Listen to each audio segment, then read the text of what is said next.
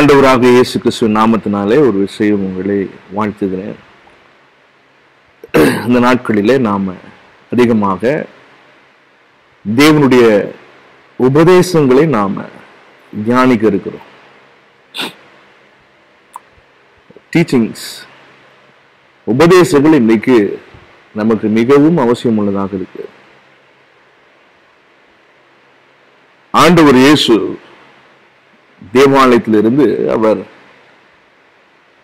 வேத பாரகர்களுக்கு, பரிசேயர் சதுசேயர்களுக்கு அவர் உபதேசம் பண்ணினார். சீஷர்களை அழைத்து he taught them, அவர்களுக்கு உபதேசித்து சொன்னதாவது என்று வசனம் சொல்லுது. அந்த உபதேசங்கள் இன்னைக்கு சபைகள்ல சொல்லிக் கொடுக்கப்பட வேண்டும். இதை மனதில் கொண்டு, கருத்தில் கொண்டு இந்த நாளிலே உங்களோடு கூட சில உபதேச சத்தியங்களை உங்களோடு கூட பகிர்ந்து கொள்ள வேண்டும் என்று சொல்லி விரும்புகிறேன். உங்களுக்கு பிரயோஜனம் உள்ளதாக இருக்கும். நீங்கள் அதை தியானித்து கவனித்து இந்த வார்த்தைகளை நீங்கள் எளிமையாய் நீங்கள் புரிந்து கொள்ள உங்களுக்கு நான் கற்றுக் கொடுக்க வேண்டும் என்று சொல்லி நான் விரும்புகிறேன். உபதேசங்கள், டாக்டரின்ஸ், சபையில் பிரசங்கிப்பது வேறு. தேவன் கொடுக்கிற வார்த்தையை சபைக்கு சொல்லி பிரசங்கிப்பது என்பது ஒன்று.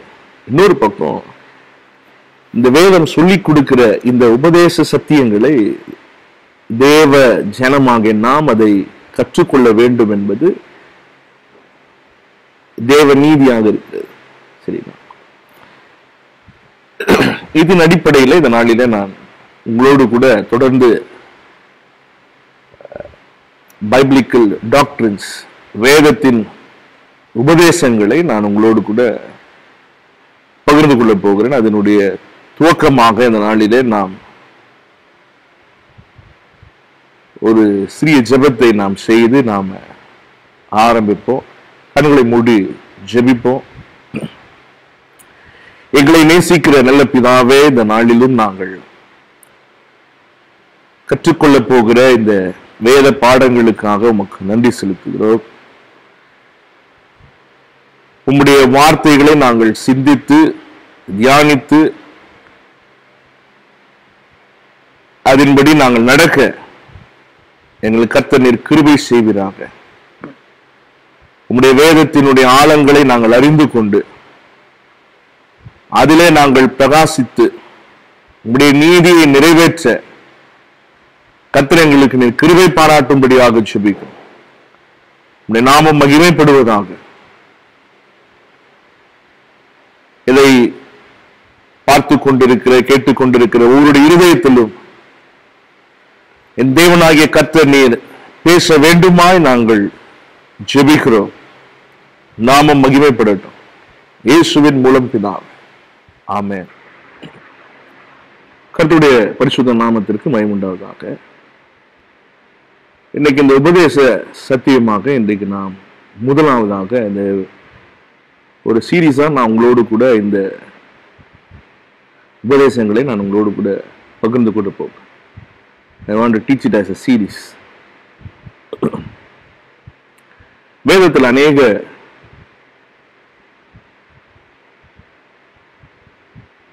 இடங்களிலே ஆசீர்வாதங்கள் என்று சொல்லி நாம பார்க்கிறோம். இந்த ஆசீர்வாதங்களை தேவன்,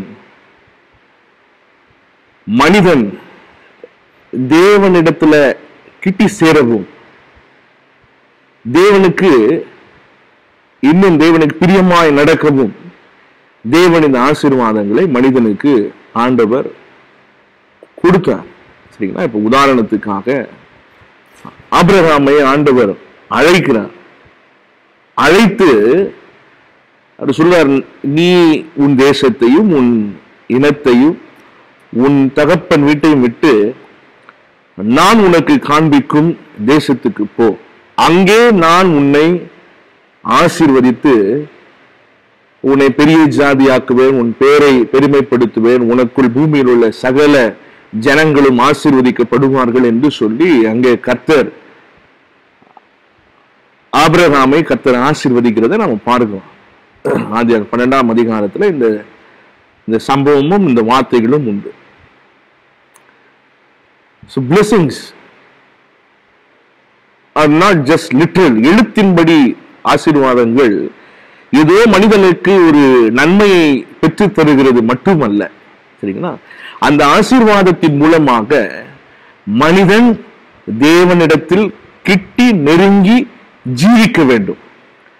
அதுதான் நாம இந்த ஆசீர்வாதங்கள் என்ற இந்த காரியங்களை, இந்த உபதேசங்களில் இருந்து நாம் கற்றுக்கொள்ள போகிறோம். சரிங்களா? இன்னைக்கு ஆசீர்வாதம் எடுத்தா ரொம்ப பேருக்கு சந்தோஷம். பரவாயில்ல, ஏதோ ஒரு நியாய தீர்ப்பை பத்தி பேசாம ஆசீர்வாதத்தை பத்தி பாஸ்டர் பேசுறாருன்னு சொல்லி நிறைய பேர் அதை விரும்பி கூட இதை பார்க்கலாம்.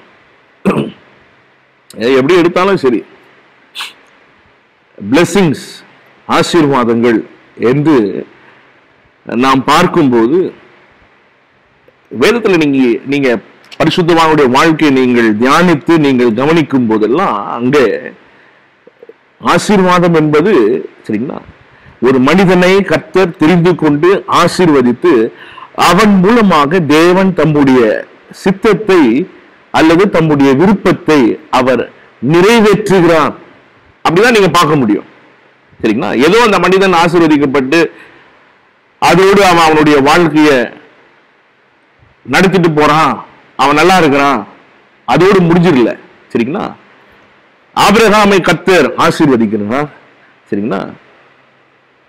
அவன் வெள்ளியும் பொன்னுமுடைய சீமானாய் அவன் மாறுகிறான். அவனுக்கு ஒரு வாக்கு தத்தத்தின் சொன்னது போல ஒரு வாக்கு தத்தத்தின் புத்திரனை கர்த்தர் தருகிறார். கொடுத்துட்டு நல்லா இருப்பான், எங்கேயாவது போய் பொழைச்சுக்கோ அப்படின்னு சொல்லி அனுப்பல. சரிங்களா? தமண்டையில கிட்டி சேர்க்க தேவன் விரும்புகிறார். ஆதியாகமம் 22ஆம் அதிகாரத்துல அங்க ஈசாக்கை பலி செலுத்தும்படி ஆண்டவர் கேட்கிறாரு. சரிங்களா? ஆசீர்வாதத்தை கொடுத்த தேவன், சரிங்களா, உன்னுடைய குமாரனை, ஏக சுதனை, உன்னுடைய ஒரே பேரான குமாரனை நீ எனக்கு மூரியா தேசத்துல நான் உனக்கு காண்பிக்கும் மலைகளில் ஒன்றிலே நீ அவனை எனக்கு பலி செலுத்த வேண்டும் என்று சொல்லி கர்த்தர் ஆபிரகாமிடத்துல அவர் சொல்லுகிறார். இப்ப பாருங்க, ஆசீர்வாதத்தை பெற்ற ஆபிரகாம் தேவனுடைய வார்த்தைக்கு கீழ்ப்படுகிறான். சோ அவன் பெற்றுக்கொண்ட ஆசீர்வாதம், சரிங்களா, அவனுடையதாக மட்டும் மாறிடுச்சா? இல்ல. அவன் ஆண்டவர் சொல்றாரு, அவன் ஈசாக்கை பலி செலுத்தும் போது கத்தியை ஓங்குறான். ஆண்டவர் அங்கே சொல்லி நிறுத்துறாரு, பிள்ளையாண்டான் மேல் உன் கையை போடாதே சொல்லிட்டு, இது முதற்கொண்டு நீ தேவனுக்கு பயந்தவன் என்பதை நான் அறிந்து கொள்கிறேன். சரிங்களா? அப்ப பாருங்க, அந்த ஆசீர்வாதம் என்பது ஆபிரகாம் தேவனுக்கு பிரியமுள்ளவனா இருக்கிறானா என்பதை அங்கே வெளிப்படுத்துகிறது. இந்த ஆசீர்வாதத்தை வாங்கிட்டு தூரமா போயிடல.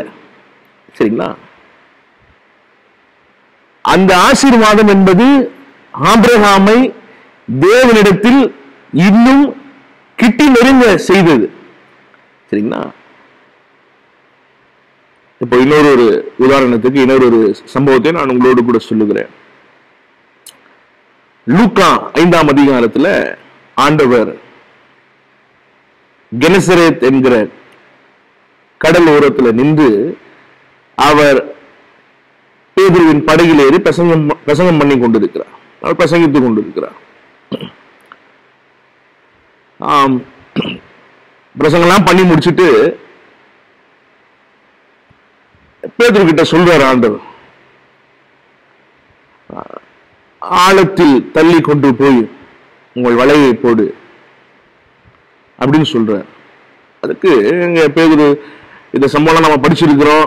அப்படி சொல்ல பேதுரு சொல்றாரு, அதுக்கு பதிலா நாம் முழுவதும் பிரயாசப்பட்டு ஒன்றும் அகப்படவில்லை, ஆகிலும் உம்முடைய வார்த்தையின்படி செய்கிறேன் என்று சொல்லி போய் வலைய போடுறாங்க. போட்ட போது வலை கிழிந்து போகத்தக்க மீன்கள், சரிங்களா, படகு அமிழ்ந்து போகத்தக்க மீன்களை பிடிக்கிறார்கள். வலை, அந்த வலை கிழிந்து போகத்தக்கதாக, படகு அமிழ்ந்து போகத்தக்கதாக மீன்களை அவர்கள் பிடிக்கிறார்கள். பிடிச்சிட்டு பேதுரு சொல்றார், உடனே, ஆண்டவரே, நான் பாவியான மனுஷன், என்னை விட்டு நீ கடந்து போனோம். அப்படியேப்பா, வச்சுக்கோ ஆசீர்வாதத்தை, நல்லா வித்து சம்பாரிச்சு பெரிய ஆள் ஆயிடு, நல்லா 2 மாடி பில்டிங் கட்டு, எல்லாம் செய்ய அப்படின்னு சொல்லிட்டு போயிடல. சரிங்களா? மாறாக ஆண்டவர் சொல்றாரு, ஃபாலோ மீ, என்னை பின்பற்றி வாருங்கள், உங்களை மனுஷரை பிடிக்கிறவர்களாக மாற்றுவேன். I will make you fishers of men. புரியுதுங்களா? அந்த ஆசீர்வாதம் என்று சொல்லுகிற அந்த காரியம் அன்னைக்கு பிடித்த அந்த மீன்கள் அன்றைக்கு பேதுருவை, சரிங்களா, ஒரு பெரிய பணக்காரனா மாத்திருக்கணும். சரிங்களா? ஒரு பெரிய ஐஸ்வர்யமானாய் மாற்றி இருக்க வேண்டும். ஆனா ஆண்டவர் கூப்பிடுறாரு, என்னை பின்பற்றி வாருங்கள். அவங்க ஒன்னும் போயிட்டு, ஆண்டவரே இன்னைக்கு ஒரு நாள் டைம் கொடுங்க, ஏதாவது வியாபாரம் பண்ணி முடிச்சு வித்துட்டு பணத்தை எல்லாம் செட்டில் பண்ணிட்டு நாங்க வரோம்னு சொல்லல. உடனே right there, the very moment, அதை எல்லாத்தையும் விட்டுட்டு ஆண்டவரை பின்பற்றி அவர்கள் போகிறதை நாம் அங்கே வாசிக்க முடியும். So, what is a blessing? ஆசீர்வாதம் என்றால் என்ன? சரிங்களா? இன்னைக்கு நிறைய பேருக்கு அதுவே தெரியாது. ஆண்டவரே நான் ஆசீர்வதியும் ஆசீர்வதியும் ஆசீர்வதியும் சொல்லி சொல்றேன்.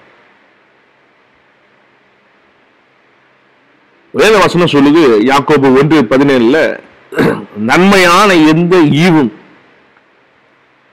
பூரணமான எந்த வரமும், சரிங்களா, பரத்திலிருந்து உண்டாகி ஜோதிகளின் பிதாவினிடத்தில் இறங்கி வருகிறது.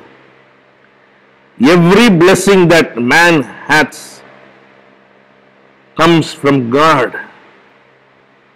தேவனுடைய ஆசீர்வாதம், தேவன் தருகிற ஆசீர்வாதம், சரிங்களா? அது எதற்காக? நான் இன்னும் தேவனை கிட்டி சேர வேண்டும் என்பதற்காக தேவன் தருகிற உலக பிரகாரமான ஆசீர்வாதங்கள் ஆண்டவரை விட்டு பிரிச்சிடக்கூடாது. சரிங்களா? தேவனை விட்டு என்னை பிரித்து விடக்கூடாது. அந்த ஆசீர்வாதங்கள் தேவனோடு என்னை கிட்டி நெருங்கி ஜீவிக்க செய்ய வேண்டும். ஆண்டவரிடத்தில் என்னை ஒன்று சேர்க்கணும். சரிங்களா? என்கிற இந்த தலைப்பில் நாம் இன்றைக்கு வேதத்தில் சொல்லப்பட்டிருக்கிற சில ஆசீர்வாதங்களை நாம பார்க்க போகிறோம். சரிங்களா? பைபிள்ல நிறைய இடத்துல பிளெஸிங்ஸ், ஆசீர்வாதங்களை குறித்து சொல்லப்பட்டிருக்கிறது. அப்படி தொடர்ந்து இந்த வேதாகம பாடங்களிலே நாம ஆசீர்வாதங்களை குறித்து நாம் தியானிக்க போகிறோம். ஆகவே என்னுடைய ஒரே ஒரு வேண்டுகோள், உங்களுடைய நேரத்தை நீங்க கொஞ்சம் ஒதுக்கி இந்த சத்திய உபதேசத்திற்கு நீங்கள் கொஞ்சம் செவி கொடுக்க வேண்டும் என்று என்னுடைய ஒரு வாஞ்சை, ஒரு வேண்டுகோளாக இருக்கு. நீங்க எல்லாம் பிஸியா இருப்பீங்க தான், இருந்தாலும் தேவனுடைய வார்த்தைக்கு கொஞ்சம் நேரம் கொடுத்து, சரிங்களா? ஞாயிற்றுக்கிழமை ஒரு நாள் தான் சபைக்கு வரணும்னு இருக்கிறவங்க நிறைய பேர் இருக்கிறாங்க. ஆனா இன்னைக்கு we spend much time at home, in our workplaces, மொபைல்ல நிறைய நேரத்தை செலவு பண்றோம். அப்படி ஒரு மணி நேரம் இந்த உபதேசத்துக்கு சற்று செவி கொடுக்கும்படி உங்கள் அன்போடு கூட கேட்டுக்கொள்ளும். உங்களுக்கு பிரயோஜனமா இருக்கும். சரிங்களா? இந்த ஆசீர்வாதங்கள் என்ற தலைப்பில் இன்றைக்கு நாம் முதலாவது ஏதேன் தோட்டத்தில் மனிதன் இருந்தபோது மனிதனை தேவன் ஆசீர்வதிக்கிறார். சரிங்களா? அந்த ஆசீர்வாதம் என்பது பூரணமான ஆசீர்வாதம். பைபிள்ல எபேசியர் 1ஆம் அதிகாரம் 3ஆம் வசனத்துல சகல ஆசீர்வாதத்தினாலும் நம்மை அவர் ஆசீர்வதித்தார் என்று வசனம் சொல்லுது. In every blessing, English in all blessing, சகல ஆசீர்வாதத்தினாலும் நம்மை அவர் ஆசீர்வதித்தார். இந்த சகல ஆசீர்வாதம் என்கிற தலைப்புல நாம இன்னைக்கு தேவனுடைய வார்த்தையை நாம தியானிக்க போகிறோம். இந்த சகல ஆசீர்வாதங்கள் என்பது ஏதேன் தோட்டத்துல மனிதனை தேவன் ஆசீர்வதிக்கிறார். அந்த ஆசீர்வாதத்தை தான் நாம இந்த நாளிலே நாம் தியானிக்க போகிறோம்.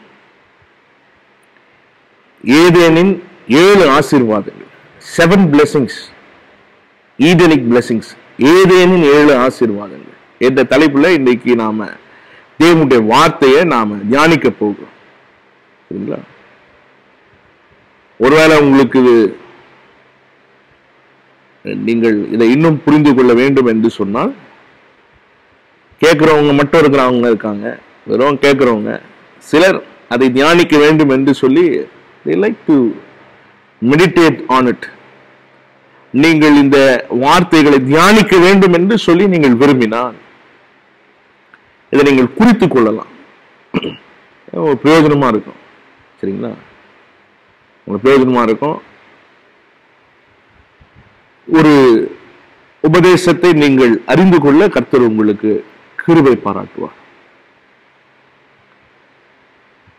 ஏதேன் தோட்டத்தில் தேவன் மனிதனை பூரண சிருஷ்டியாக அவனை உண்டாக்கினார். அவர் எப்படி எல்லாவற்றையும் ஆளுகை செய்கிறவராக அவர் இருக்கிறார், அது போல மனிதனையும் எல்லாவற்றின் மேலும் அவனுக்கு ஆளுகையை கர்த்தர் கொடுத்தார்.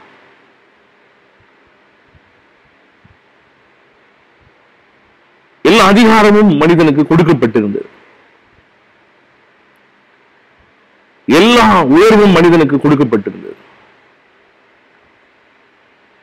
Man was created in such a fashion that everything was subject unto him. மனிதன்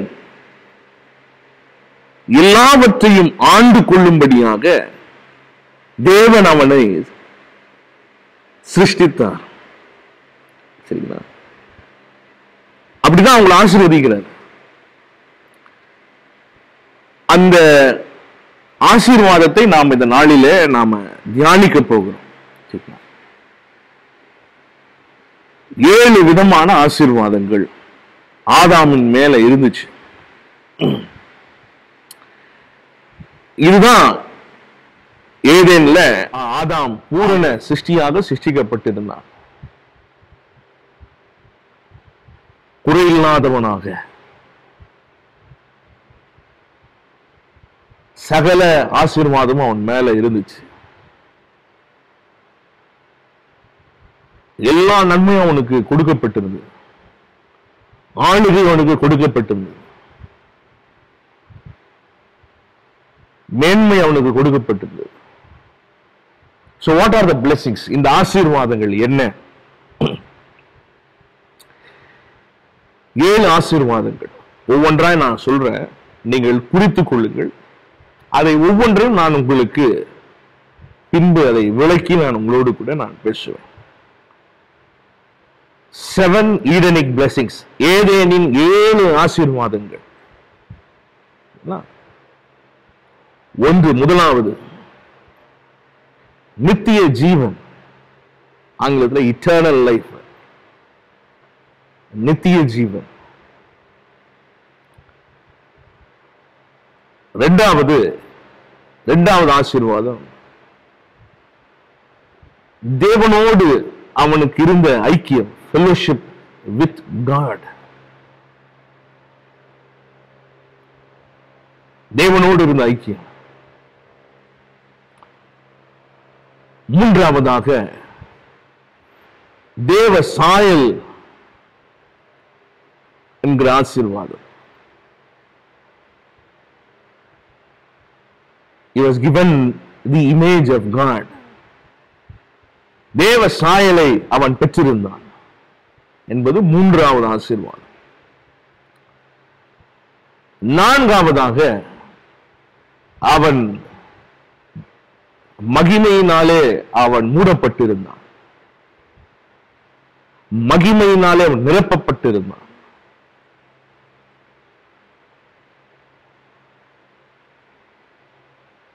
அவனுக்கு தேவன் தந்த மகிமை.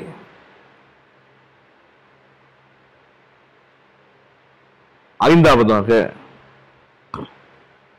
மனிதன் சுதந்திரவாளியாக சிருஷ்டிக்கப்பட்டான். இன்ஹெரிட்டன்ஸ். அந்த சகல தேவனுடைய சகல நன்மைகளுக்கும் அவன் தான் சுதந்திரவாளி. இன்ஹெரிட்டன்ஸ், சுதந்திரவாளி அல்லது சுதந்திரம் அவனுக்கு கொடுக்கப்பட்டிருந்தது. சரிங்களா? சுதந்திரம் என்று சொன்னால் இட் டசன்ட் ரெப்ரசன்ட் ஃப்ரீடம். சுதந்திரம் என்று சொல்லும் போது, சரிங்களா, என்னுடைய ஆசீர்வாதம், என்னுடைய சொத்து அல்லது என்னுடைய அதிகாரம் என்னுடைய மகனுக்கு அடுத்து போகுது. பார்த்தீங்களா? ஒரு தகப்பனுடைய ஆசீர்வாதம் பிள்ளைக்கு கடந்து போகிறது போல தேவனுடைய ஆசீர்வாதம் அடுத்து இங்கே ஆதாமுக்கு வந்து சேருகிறது. இன் தட் வே சுதந்திரவாளியாக தேவனுக்கு அவன் சுதந்திரவாளியாக தேவன் அவனை சிருஷ்டித்து அவனை ஆசீர்வதித்தார். ஆறாவதாக அழியாமை, இம்மோர்டாலிட்டி. அழியாமை என்கிற ஆசீர்வாதம் அவனுக்கு கொடுக்கப்பட்டிருந்தது. கடைசியாக ஏழாவதாக ஆளுகை அவனுக்கு கொடுக்கப்பட்டது. ரெயின், ஆளுகை.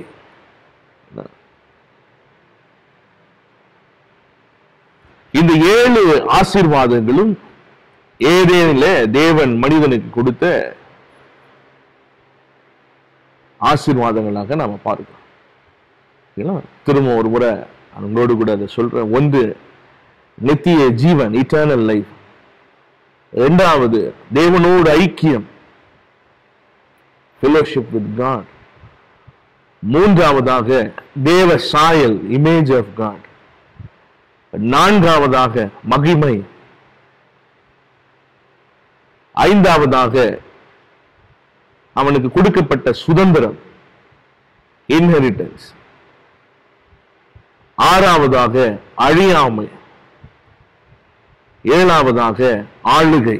இந்த 7 ஆசீர்வாதங்களும் ஏதேனின் ஆசீர்வாதங்கள் என்று சொல்லி நாம் இந்த நாளிலே நாம தியானிக்க போகிறோம். இந்த 7 ஆசீர்வாதங்களும் மனிதனுக்கு தேவன் கொடுத்து அவனை சிருஷ்டித்த நாளிலே அவனை ஆசீர்வதித்தார்.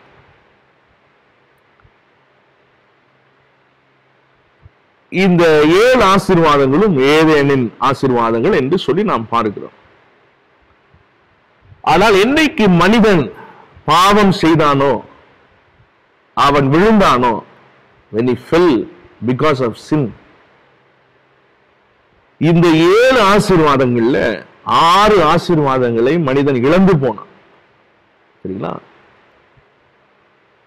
சர்வத்தின் வார்த்தைக்கு செவி கொடுத்து தேவன் புசிக்க வேண்டாம் என்று சொன்ன நன்மை தீமை அறியத்தக்க விருட்சத்தின் கனியை அவன் புசித்து பாவம் செய்தது நிமித்தமாக இந்த ஆசீர்வாதங்களை மனிதன் இழந்து போனான். அதுல இந்த 7 ஆசீர்வாதங்கள் 6 ஆசீர்வாதங்கள் போயிடுச்சு.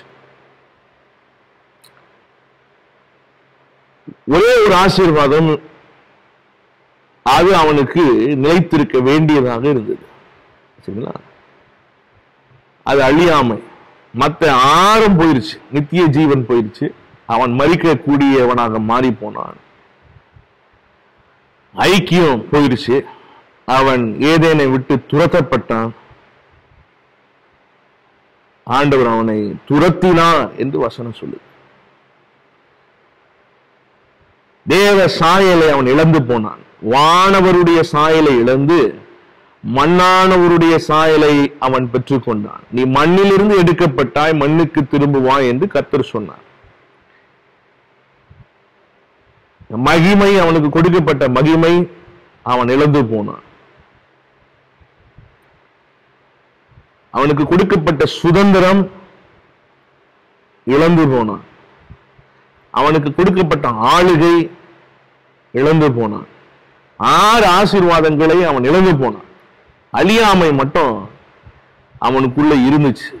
ஏன்னா அது அவன் சிருஷ்டிக்கப்பட்ட தன்மை. Is nature is like that.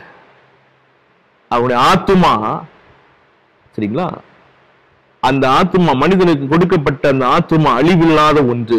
ஆகவே மீதி யாரும் போயிருச்சு. அவன் ஜீவ ஆத்துமாவா இருந்ததுனால அவனுடைய ஆத்துமா அழிவில்லாத ஒன்றாக அந்த ஒரு ஆசீர்வாதம் மட்டும் அவனுக்கு நின்று போயிடுச்சு. சரிங்களா? இந்த நித்திய ஜீவனுக்கும் அழியாமைக்கும் வித்தியாசம் உண்டு. நிறைய பேர் அதை கன்ஃபியூஸ் பண்ணிக்க கூடாது. நித்திய ஜீவன் என்பது தேவன் தருகிற ஈவு. சரிங்களா? அவர் எப்படி நித்தியானந்தம் உள்ள ஏக சக்கராதிபதி என்று சொல்லி ஆண்டவரை குறித்து பார்க்கிறோம். Is for ever. அந்த நித்திய ஜீவனை அவர் மனிதனுக்கு தருகிறார் என்பது, மனிதன் இழந்து போனதை அவர் திரும்பவும் அங்க அவனுக்கு பெற்று தருகிறார். சரிங்களா? அது தேவன் தருகிற ஈவு என்று நாம ரோமர்ல வாசிக்கிறோம் 6ஆம் அதிகாரத்துல. ஆண்டவராக இயேசு கிறிஸ்துவினாலே நமக்கு கிடைக்கும் ஈவு நித்திய ஜீவன். அழியாமை என்பது வேறு, அது நேச்சர். சரிங்களா? அது மனிதனுடைய இயல்பு. அவனுடைய ஆத்துமா அழியாத ஒன்று.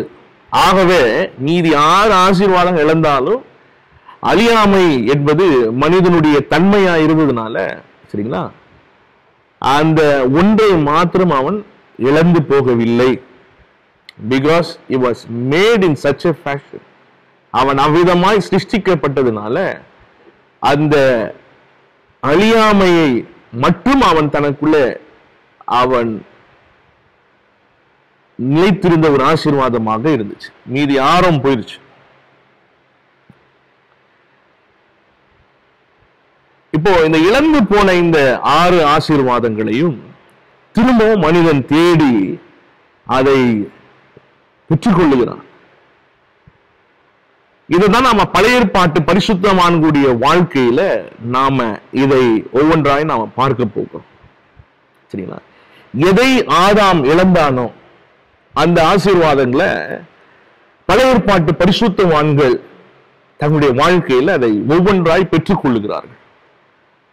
What Adam lost, ஆதாம் எதை இழந்தானோ அதை அவருடைய சந்ததியில வந்த அவருடைய சந்ததியார், அவருடைய பிள்ளைகள், சரிங்களா, பழைய ஏற்பாட்டு பரிசுத்தவான்கள், அவர்கள் அதை திரும்பவும் அதை பெற்றுக் கொள்ளுகிறார்கள். They gain it back. சரிங்களா? இப்போ அவங்களதான் நாம இப்ப வேதத்துல இப்போ நம்ம பார்க்க போறோம். இந்த 7 ஆசீர்வாதங்கள்ல 6 ஆசீர்வாதத்தை மனிதன் பாவம் செய்த நாளிலே அவன் அதை இழந்து போனான். சரிங்களா? நித்திய ஜீவனை இழந்து போனான், ஐக்கியத்தை இழந்து போனான், சாயலை இழந்து போனான், மகிமை இழந்து போனான், சுதந்திரத்தை இழந்து போனான், ஆளுகையும் அவன் இழந்து போனான். ஆனா இழந்து போனது எல்லாம் திரும்பவும் பெற்றுக்கொள்ளக்கூடிய நீதியின் வாழ்க்கையை வாழ்ந்த பரிசுத்தவான்களை நாம் இப்பொழுது தியானிக்க போகிறோம். சரிங்களா? இவங்கெல்லாம் ஒவ்வொரு விதத்துல தங்களுடைய ஜீவியத்தின் மூலமாக இழந்து போனதை அவர்கள் திரும்பவும் தங்களுடைய வாழ்க்கையில பெற்றுக்கொண்டார்கள் என்பதை வேதத்தினுடைய அடிப்படையிலிருந்து நாம் தியானிக்க போகிறோம். அதுல முதலாவதாக நித்திய ஜீவன், இட்டர்னல் லைஃப். இந்த நித்திய ஜீவன் என்று சொல்லி நாம் பார்க்கும்போது சரிங்களா, தேவன் அவர் இருக்கிற வண்ணமாக சரிங்களா மனிதனை சிருஷ்டித்தார் என்று சொல்லி நாம் பார்க்கிறோம். அவர் இருக்கிற வண்ணமாக என்று சொல்லும் போது அவர் இருக்கிறவராக இருக்கிறார். அவருக்கு சரிங்களா, அவர் நித்தியானந்தம் உள்ள ஏக சக்கராதிபதி. He lives forever. சரிங்களா, அவருக்கு ஆதியும் இல்லை அந்தமும் இல்லை, நித்திய நித்தியமாக இருக்கிறவர். அந்த நித்தியத்தை, அந்த நித்திய ஜீவனை தேவன் தம்முடைய சாயலாய் சிருஷ்டிக்கப்பட்ட மனுஷனுக்கு அதை ஆண்டவர் ஈவாக கொடுக்கிறார். It's a gift. ஈவு நித்திய நித்தியமாய் அவர் இருக்கிற வண்ணமாக மனிதன் இருக்க வேண்டும் என்று சொல்லி ஆண்டவர் அவனுக்கு தம்முடைய சாயலாக சிருஷ்டிக்கப்பட்ட தம்முடைய மனிதன் இருக்க வேண்டும் என்று சொல்லி தேவன் அவ்விதமாக மனுஷனை சிருஷ்டித்தார். அவன் எப்போதும் அவரோடு கூட இருக்கணும், அவரை போல அவனும் இருக்க வேண்டும் என்று சொல்லி அவனுக்கு அவர் இருக்கிற வண்ணமாக மனிதனை அவர் சிருஷ்டித்தார் என்பது அவனுக்குள்ள நித்திய ஜீவனை கர்த்தர் கொடுத்தார். Eternal life. அருமையான ஒரு ஆசீர்வாதம் பாருங்க. அவர் எப்படிப்பட்டவராக இருக்கிறாரோ அப்படிப்பட்டவராக மனிதன் இருக்க வேண்டும் என்று சொல்லி கர்த்தர் விரும்புகிறார். இங்கதான் மனிதனையும் தேவனையும் நம்ம பார்க்க முடியும். சரிங்களா, இப்போ மனிதன் இன்னொருடைய சக மனுஷனுக்கு உதவி செய்யறான்னு சொல்லி ஒரு புரிந்து கொள்ள வச்சுப்போமே. அவன் என்ன உதவி செய்தாலும் இந்த உதவி செய்கிற மனுஷனுக்குள்ள ஒரு எண்ணம் இருக்கும். என்ன எண்ணம்? தன்னை காட்டிலும் அவன்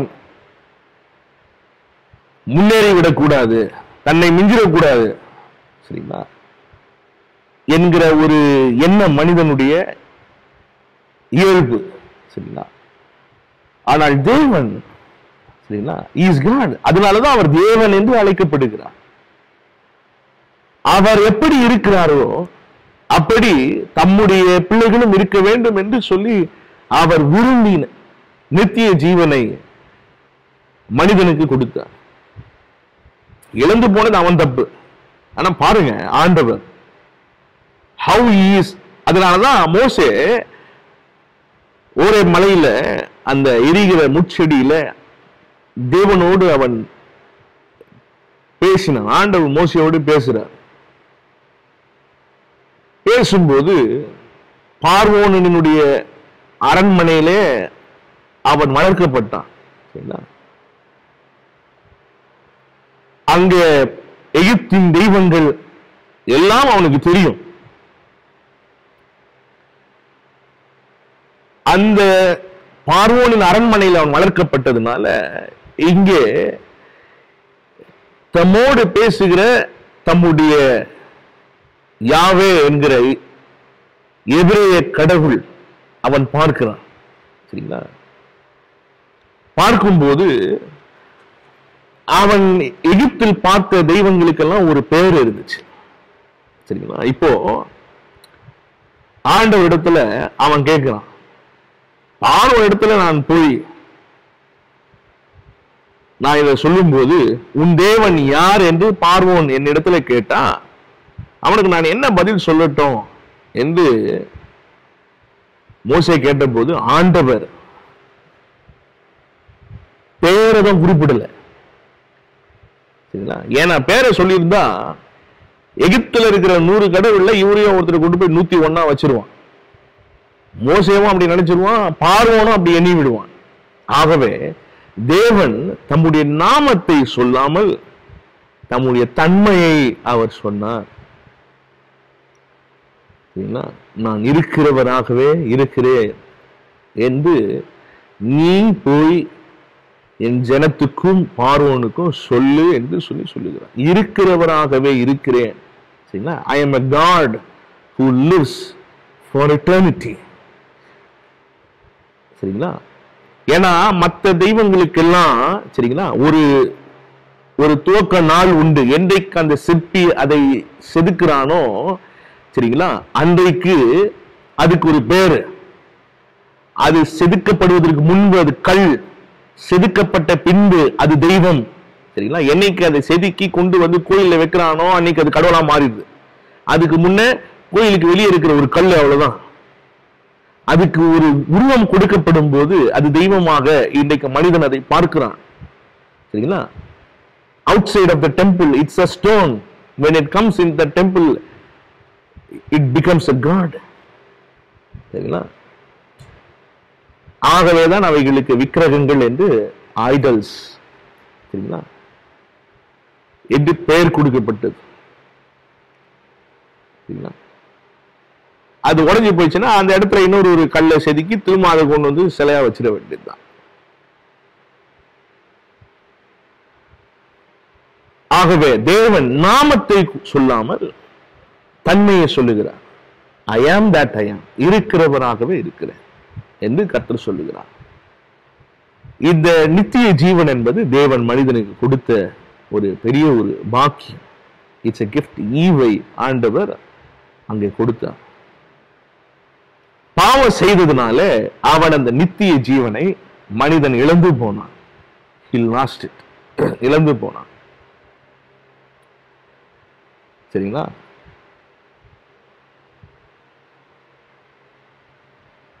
அவன் ஆண்டவர் எப்படி என்றென்றைக்கும் இருக்கிறவராக இருக்கிறாரோ அது போல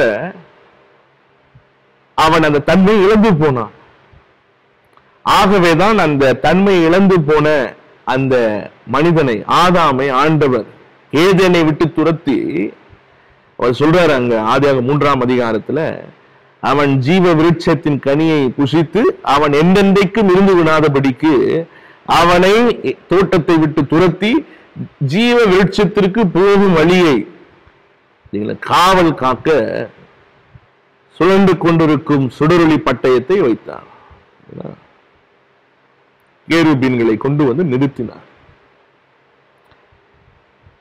ஏன்னா இப்ப அந்த நித்திய ஜீவனை மனிதன் இழந்து போனான். இப்ப அவன் அதை பெற்றுக்கொண்டால் பாவம் பெருகும். அது மட்டுமல்ல, மனிதனுக்கு அவன் செய்த பாவத்து நிமித்தம் சாபம் அவன் மேல் வந்தது. அந்த சாபத்தையும் அவன் சுமந்து வாழ்ந்து இருக்கணும். அதனால அதுக்கு ஒரு முற்றுப்புள்ளி ஒன்று இருக்குமானால் அது it can only be death, மரணம் ஒன்றுதான். சரிங்களா? ஒரு மனிதனுடைய வேதனைக்கு முற்றுப்புள்ளி மரணம். அவனுடைய சாபத்துக்கு முற்றுப்புள்ளி மரணம். அவனுடைய தீமைக்கு, ஒரு மனிதன் தீமை செய்கிறான்னா அந்த தீமைக்கு முற்றுப்புள்ளி மரணம். ஆகவே அந்த மரணத்தை அவன் பெற்றுக்கொண்டான். நித்திய ஜீவனை அவன் இழந்து போனான். சரிங்களா? 930 வருஷம் ஏதேன் தோட்டத்துக்கு வெளியே சரிங்களா ஆதாமுடைய வாழ்நாட்கள் இருந்துச்சு. ஏதேன் தோட்டத்துக்குள்ள என்று சொல்லும் போது சரிங்களா ஒரு எண்ணிக்கை அப்படின்னு சொல்லணும்னா ஒரு 70 வருஷம். எப்படி பாஸ்டர் சொல்றீங்க அப்படின்னு சொல்லி கேட்டீங்கன்னா, இந்த ஆதி ஆகமத்தை எழுதின மோசே தான் சங்கீதம் 90 எழுதுறார். எழுதும்போது மனுஷனுடைய ஆயுசு நாட்கள் 70 வருஷம் என்று சொல்லி எழுதுகிறார் என்பது அவர் அங்கே தேவனால் உணர்த்தப்பட்டு ஆதாமுடைய ஏதேனின் நாட்கள் என்பது 70 வருஷமாக ஏதேனுக்கு வெளியே 930 வருஷம் என்று 1000 ஆண்டுகள் தேவனுடைய பார்வைக்கு ஒரு நாள் 1000 வருஷம் போலவும் 1000 வருஷம் ஒரு நாளை போலவும் என்கிற அந்த கணக்குக்குள்ள கொண்டு வந்து ஆண்டவர் சொல்றாரு, நீ புசிக்கும் நாளிலே நீ சாகவே சாவாய். எதை? அந்த நன்மை தீமை அறியத்தக்க விருட்சத்தின் கனியை புசிக்கும் நாளிலே நீ சாகவே சாவாய் என்று சொன்ன அந்த வார்த்தையை, சரிங்களா, அந்த வார்த்தையை மனிதன் அவன்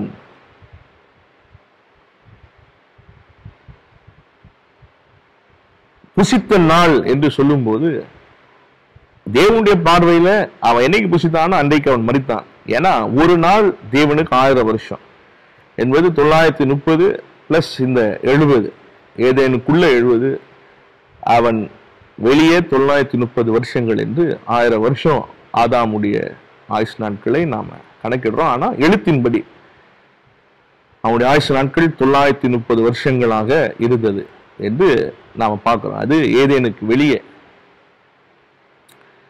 அப்ப அவன் மரிக்க வேண்டியதாக இருந்துச்சு. He died.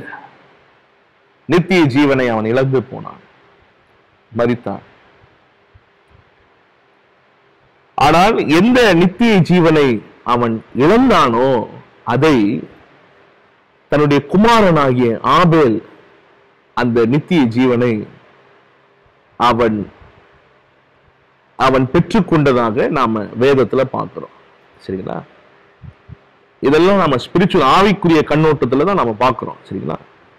அதுக்கு ஆதாரமாக எபிரேயர் 11ஆம் அதிகாரத்தை நாம் திருப்பிக் கொள்வோம். இந்த எபிரேயர் 11ஆம் அதிகாரத்துல இதுலதான் நாம இந்த ஏதேனின் ஆசீர்வாதங்களை மனிதன் இழந்தான், அதை இந்த பரிசுத்தவான்கள் மூலமாக அவர்கள் பெற்றுக்கொண்டதை நாம பார்க்க போறோம். அதுல முதலாவதாக ஆபேல் 11ஆம் அதிகாரம் 4ஆம் வசனத்துல, விசுவாசத்தினாலே ஆபேல் காயினுடைய பலியிலும் மேன்மையான பலியை செலுத்தினான் என்று சொல்லி பார்க்கிறோம். மேன்மையான பலி.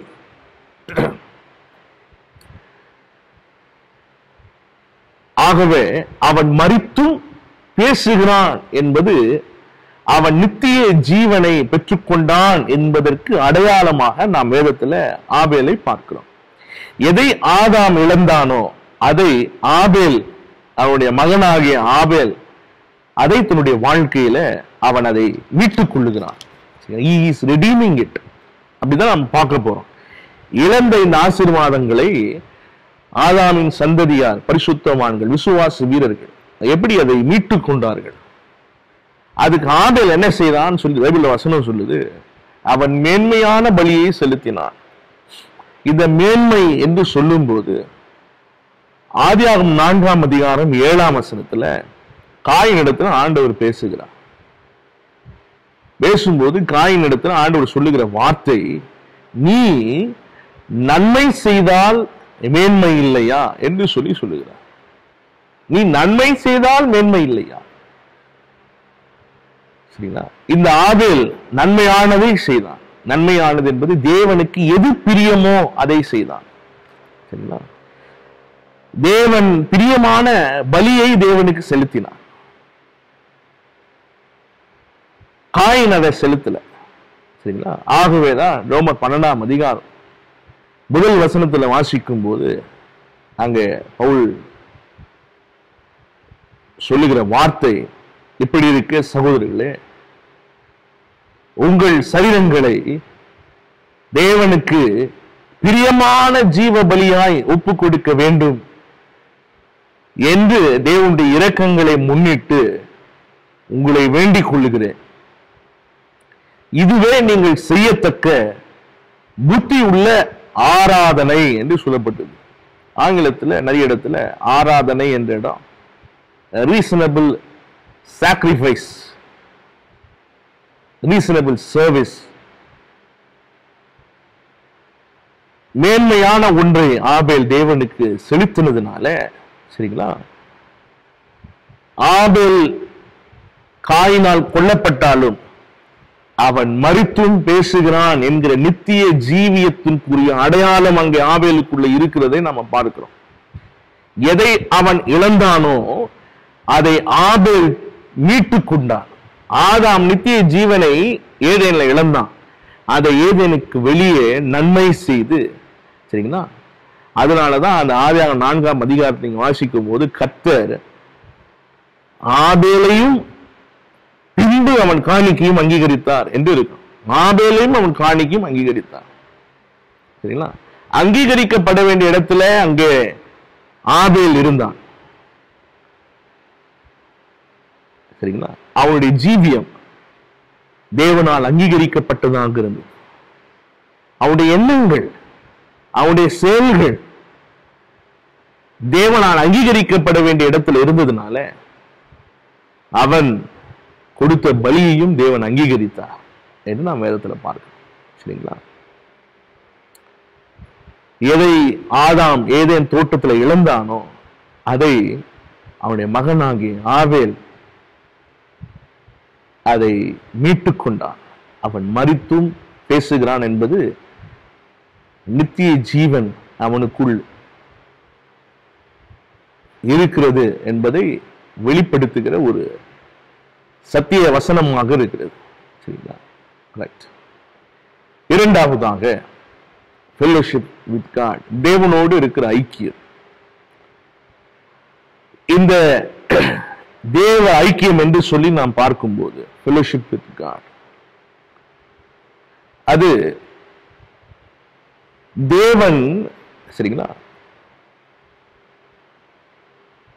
அவருடைய சாயலை மனிதனுக்கு கொடுத்து தான் சிருஷ்டித்த மனிதனோடு அவர் உறவாட வேண்டும் என்று சொல்லி விரும்பினார். அந்த ஐக்கியம் ஆதாமை தேடி கர்த்தர் வந்தார். ஏன்னா ஆதாமோடு தான் இப்போ ஆண்டவர் ஐக்கியம் பட முடியும். 1000-10000 தேவ தூதர்கள், இன்னும் சொல்ல போனா எண்ணிக்கடங்காத தேவ தூதர்கள் தேவனுக்கு உண்டு. ஆனால் அவர்களோடு தேவன் ஐக்கியப்படுவதை பார்க்கிலும் அவருடைய சாயலாய் சிருஷ்டிக்கப்பட்ட மனிதனோடு தேவன் ஐக்கியப்படுவதுதான் அவருக்கு ஏற்றது. அதுதான் ஆண்டவர் விரும்பினார். அதனாலதான் அந்த சாயலை மனிதனுக்கு கொடுத்தார். நாம் யாரோ ஒருவரை போல நாம் சிருஷ்டிக்கப்படவில்லை. நமக்கு தேவன் தம்முடைய உருவத்தையும் தம்முடைய சாயலையும் நமக்கு கொடுத்தார்.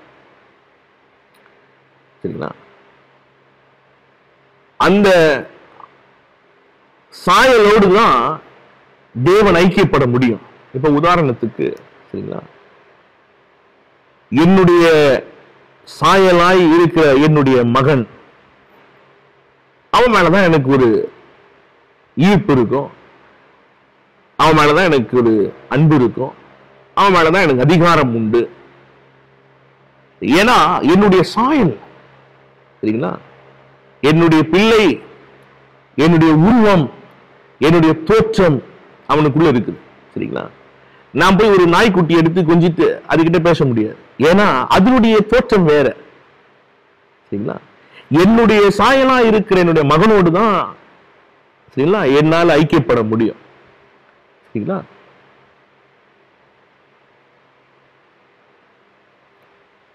ஆகவே அப்படி தேவன் தம்முடைய சாயலாய் மனிதனை சிருஷ்டித்ததனுடைய நோக்கம் ஆண்டவர் சொல்லதான் சொல்ல, இந்த ஜனத்தை எனக்கென்று ஏற்படுத்தினேன்.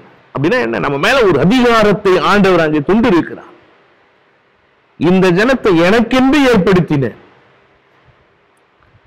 அவருக்காக நாம் சிருஷ்டிக்கப்பட்டோம், அவரோடு ஐக்கியப்படுவதற்காக சிருஷ்டிக்கப்பட்டோம்.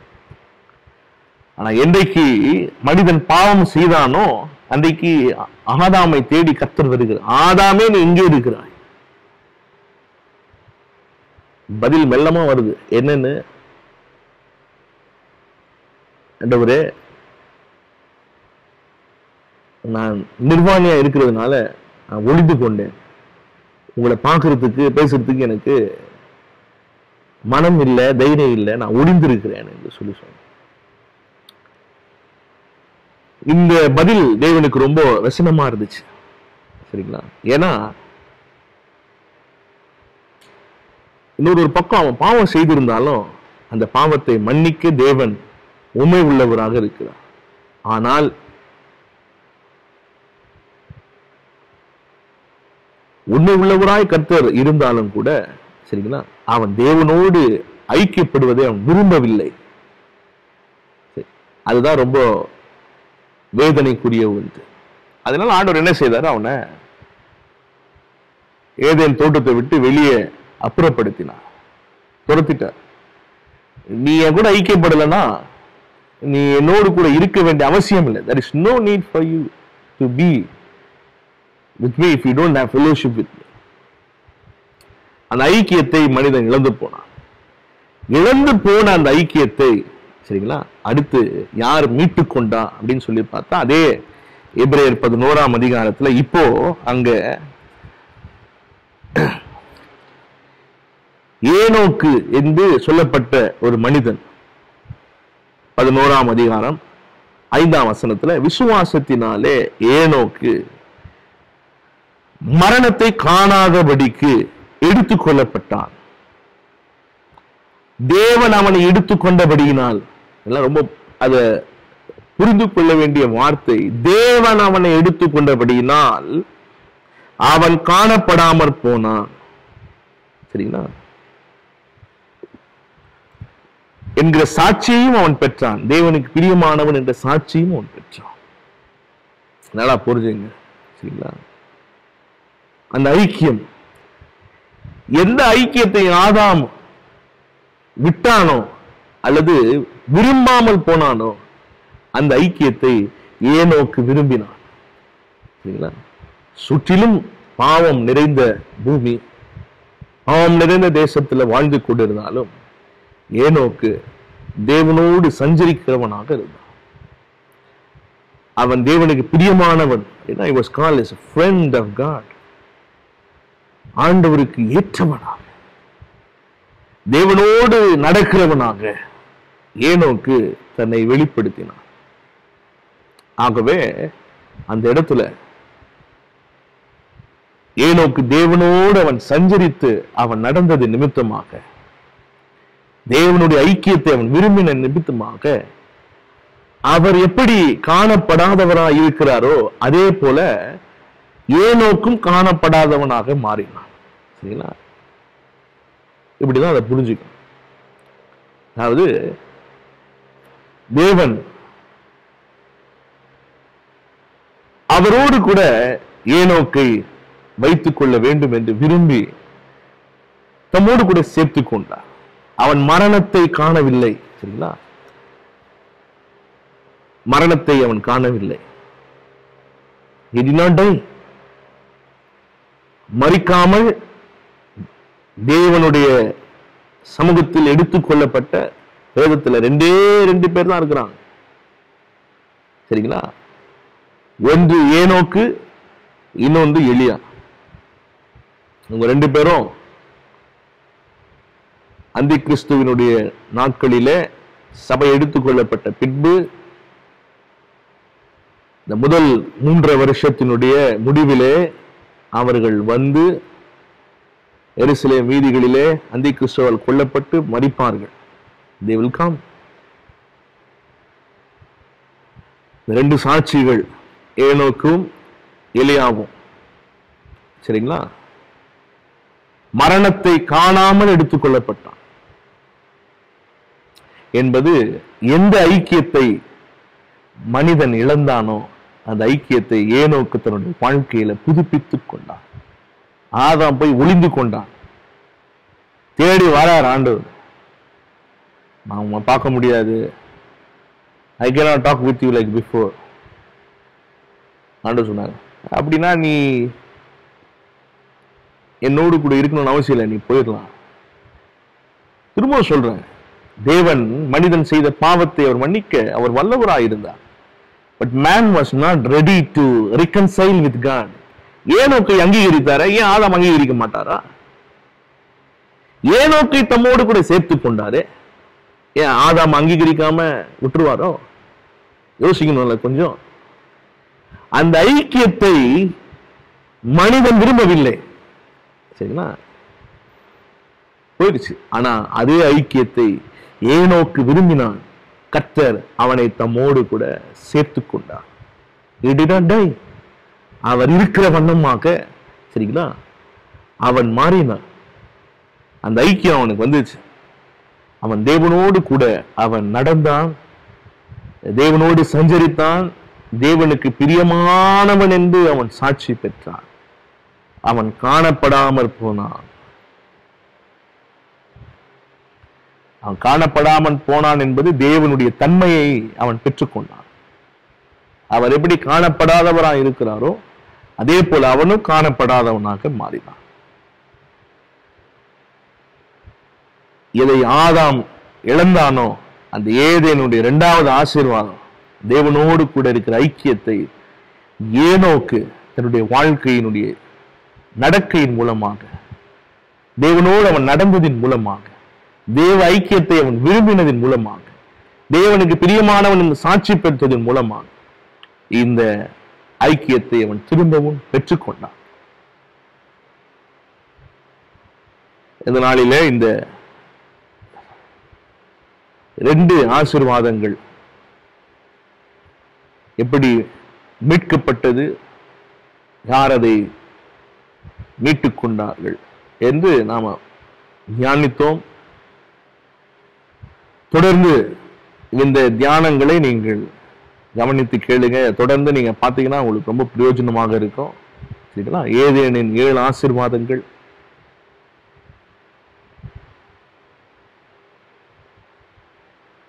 இந்த வார்த்தைகளை தியானித்துக் கொள்ளுங்கள். தொடர்ந்து நான் உங்களோடு கூட இந்த சத்தியங்களை வரும் வாரங்களிலே உங்களோடு கூட பேசுவேன், பகிர்ந்து கொள்ளுவேன். எவ்வளோ காரியத்துக்கு நேரத்தை செலவு பண்றீங்க.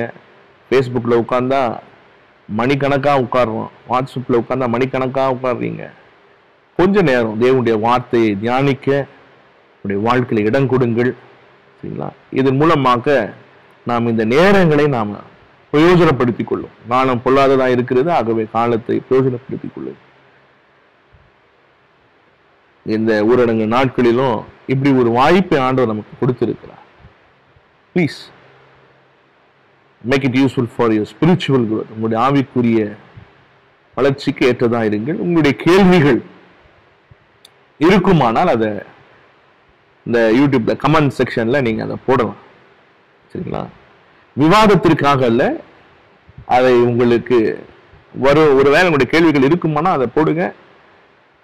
வரும் வாரங்களிலே இந்த கேள்விகளுக்கு நான் பதில் அளித்து, சரிங்களா, அதுக்கு பின்பு நான் உங்களோடு கூட இந்த சத்தியத்தின் வசனங்களை நான் தொடர்ந்து உங்களோடு கூட நான் இதை பேசுகிறேன். கர்த்தர் தொடர்ந்து உங்களை ஆசீர்வதிப்பாராக. கண்களை மூடி ஜெபிப்போம். நல்ல பிதாவே, இந்த நாளிலும் நாங்கள் அறிந்து கற்றுக்கொண்ட இந்த வேதப்பாட சத்தியங்களுக்காக உமக்கு நாங்கள் நன்றி செலுத்துகிறோம் ஆண்டவரே. தொடர்ந்து இந்த நாட்களிலே இந்த வேத பாடங்களை ஒரு சீரீஸாக தொடர்களாய் நாங்கள் அதை தியானிக்க கர்த்தர் எங்களுக்கு கிருபை செய்யும். ஏதேனின் 7 ஆசீர்வாதங்கள் என்று இந்த நாளிலே இந்த ஆசீர்வாதங்கள் தலைப்பில நீர் மனிதனுக்கு ஏதேனில் கொடுத்த 7 பூரண ஆசீர்வாதங்களை நாங்கள் தியானிக்க கர்த்தர் எங்களுக்கு கிருபை செய்து, அதிலே ஆண்டவரே பரிசுத்தவான்களுடைய வாழ்க்கையின் ஆதாம் இழந்த அந்த ஆசீர்வாதங்களை அவர்கள் தங்களுடைய வாழ்க்கையில எவ்விதமாய் அதை மீட்டுக் கொண்டார்கள் என்று நாங்கள் இந்த நாளிலே அவையும் தியானித்தோம்.